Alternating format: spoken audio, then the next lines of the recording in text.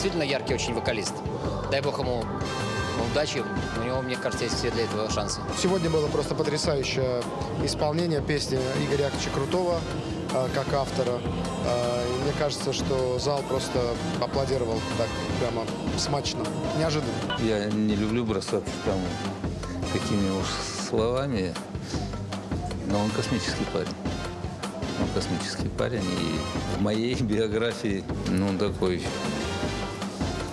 может быть, и единственная мечта создать репертуар для него, специально написанный. Я вообще вижу его в кроссовере, потому что в попсе он будет, при всей гениальности, он будет все равно один из. Стартовал он удачно в Китае, и успех, можно сказать так, экспортировали сюда, и совершенно заслуженно, потому что талантливый молодой человек с уникальным абсолютно голосом, диапазоном, и, конечно, он интересен. Просто хорошо сделать свое дело, вот как может это делать Димаш, несмотря на свой молодой возраст, это сложнее всего, и потому таких, как он, совсем немного. Безусловно, потрясающие данные природные, голос, очень красивый тембр, и красивый очень и субтон, и верхние ноты.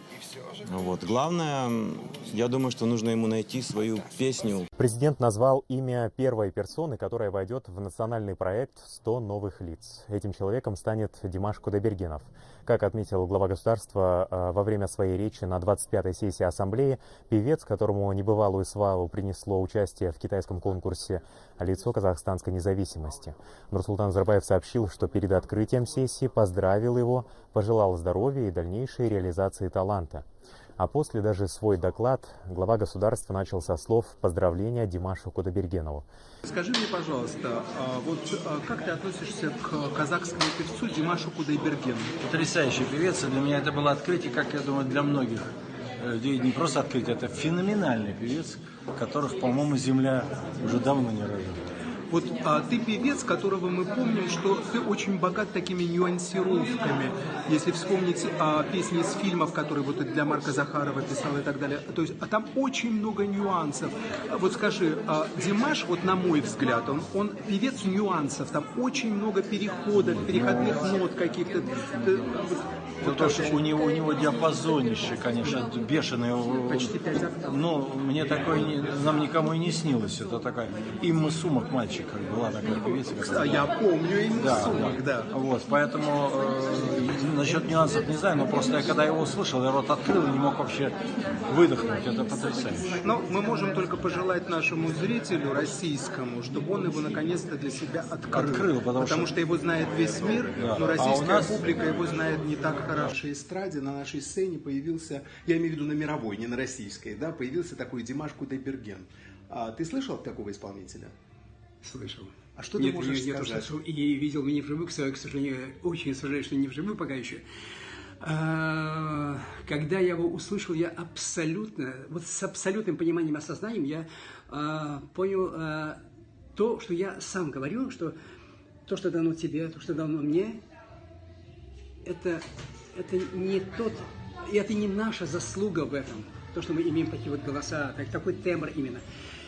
И это относится в огромной степени этому молодому человеку, этому потрясающему вокалисту, уникальному вокалисту, данные которого просто потрясают, и он меня что-то очень близок, потому что меня подобное... Вот я почему тебя спрашиваю, потому что твои верхние ноты знают все, понимаешь, вот, ты этим очень знаменит. Да, и поэтому, Сереж, когда я увидел его впервые и услышал его работу, меня это настолько потрясло и поразило. Думаю, Господи, какое счастье! Я всегда радуюсь, когда на сцене появляется настоящий профессионал, настоящие вот Богом одаренные люди.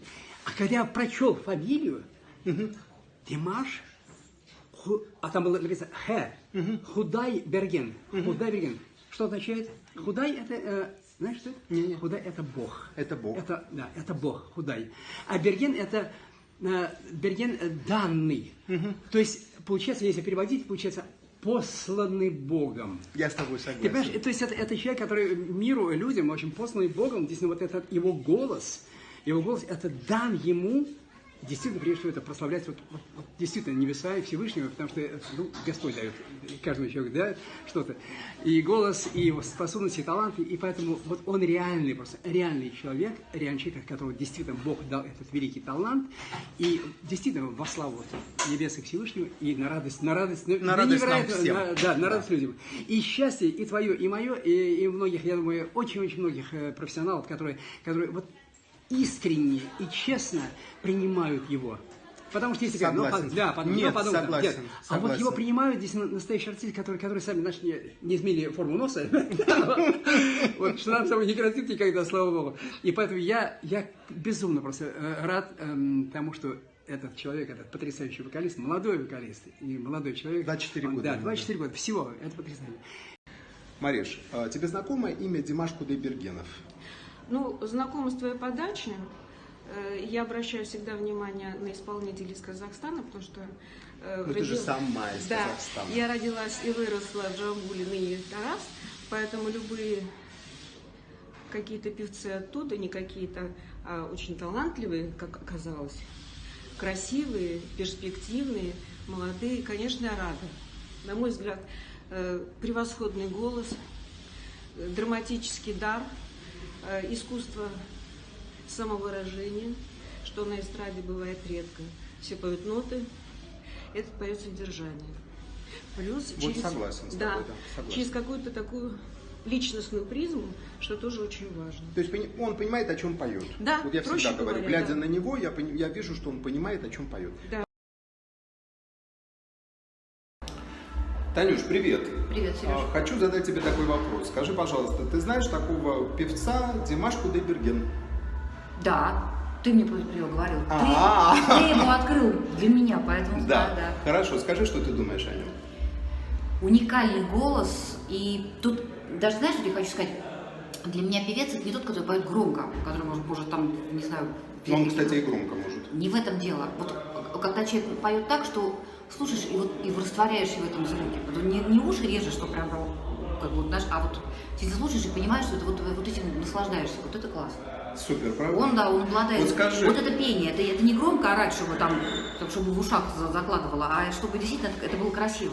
Ты один раз в интервью сказала, что человека невозможно научить петь. Да. Что он либо умеет, либо не умеет. Я с этим абсолютно согласна. А ты знаешь, что у Димаша 2 высших образования, и у него второе образование джазовый вокал?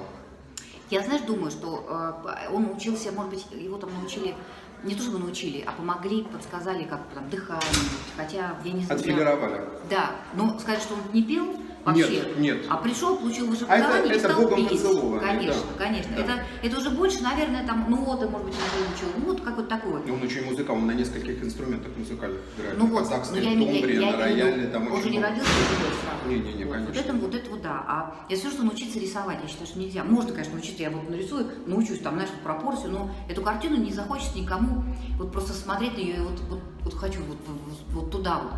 Ты знаешь, как помнишь в этом известном фильме, может, конечно, я Аслану учить петь, только зачем? Да. Ты знаешь, что у него сейчас в ноябре будет сольный концерт в Лондоне? И что когда начали продавать билеты, иностранцы обвалили сайт. И сейчас заново делают сайт, чтобы вышло. Все ждут продажи билетов, потому что едут со всего мира.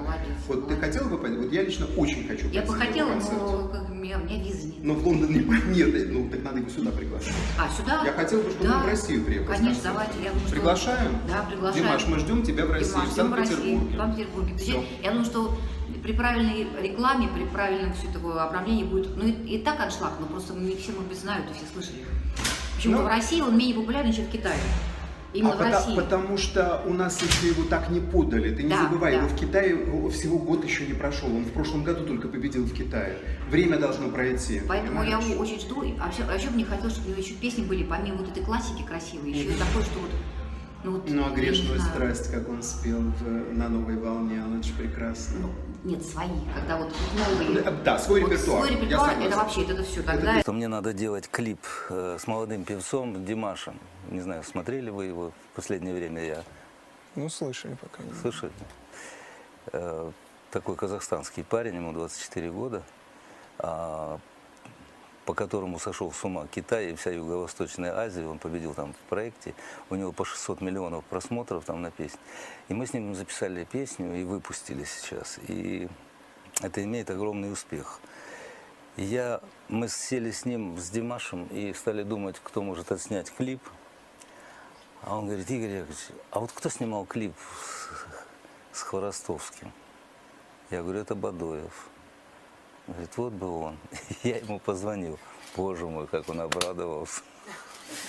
В фестивале «Славянский базар» в 2015 году вы очень хвалили Димаша Кудайбергена. Да. А не планируете ли с ним как-то сотрудничать? Да, как у него дела-то сейчас? Ну, он популярен? Да, конечно. В этом смысле? Даже более чем.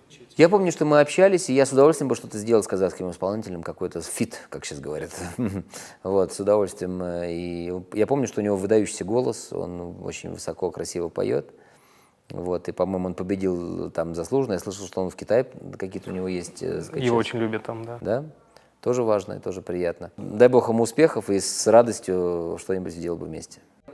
Я вот сегодня там в гостинице работал телевизор, музыкальный канал, где только казахские исполнители. Вот, там в том числе иногда и рэп присутствует, но в основном там, так сказать, такая поп-музыка очень качественная и симпатичная, и ролики вполне достойные. Так сказать, я оценил, отметил, что достаточно много всего происходит, много музыки рождается. Вообще, казахские исполнители, если говорить не о рэпе, а просто о музыкантах, это очень талантливый народ в этом отношении. Казахского певца всегда услышу сразу, потому что есть некая такая тембральная высокая окраска, которая очень характерна для этой земли, для этого народа.